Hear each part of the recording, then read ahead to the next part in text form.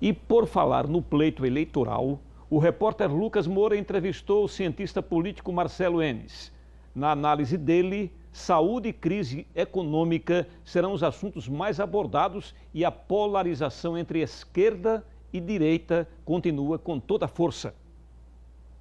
No processo eleitoral realizado há 2 anos, nós tivemos uma polarização muito grande entre bolsonaristas e petistas, pessoas de direita e de esquerda.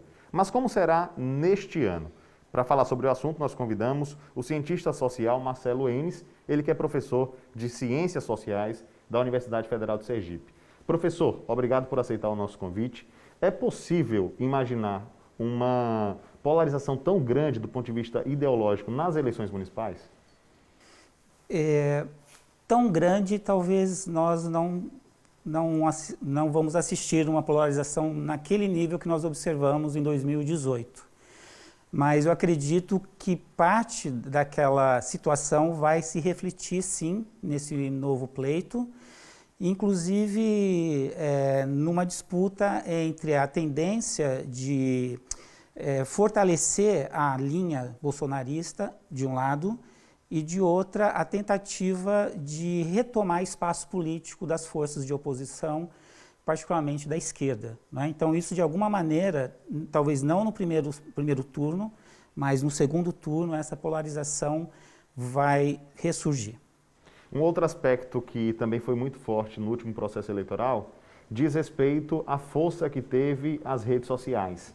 Nesta eleição, nós podemos esperar a mesma coisa? Podemos esperar, não só esperar, como com certeza nós vamos ter ainda um papel maior das redes sociais, não é? Primeiro porque já se passaram 2 anos, muito aprendizado aconteceu nesse período, muita análise já foi feita, muitos cálculos já foram feitos em termos de como as redes sociais influenciaram nas eleições, mas nós temos esse dado novo da pandemia e do isolamento, que vai reforçar o papel da mídia, né, das redes sociais, melhor dizendo, e da internet como campo de campanha, se não principal, mas como um campo de campanha muito importante. Falando especificamente sobre a pandemia, que mudanças ela traz?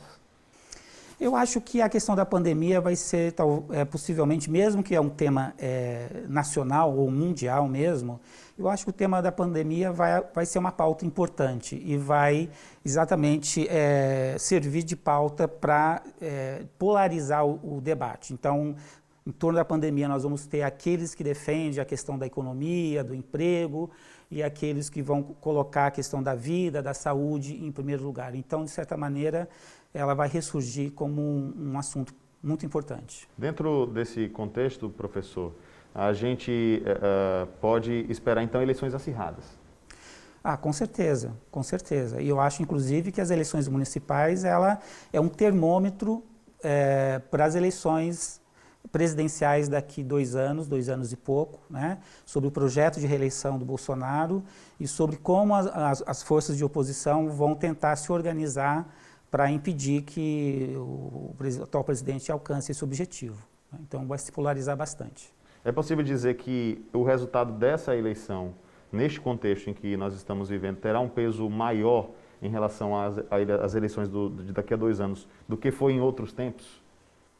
É difícil dizer porque a política ela é muito dinâmica, né? Quer dizer, as ideias, uma coisa que acontece agora pode mudar totalmente o cenário político eleitoral de amanhã.